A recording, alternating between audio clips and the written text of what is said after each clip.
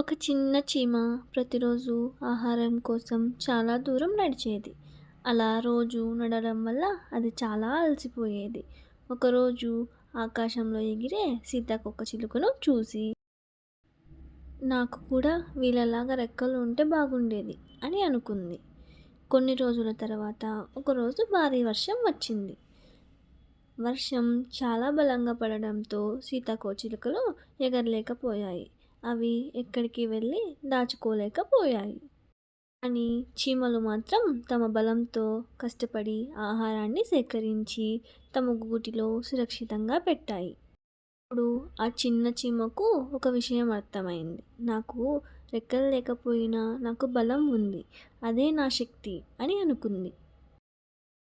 ఇందులో తెలిసే నీతి ఏమిటంటే, మనకు ఉన్న శక్తిని గుర్తించి మనల్ని మనం గౌరవించుకోవాలి.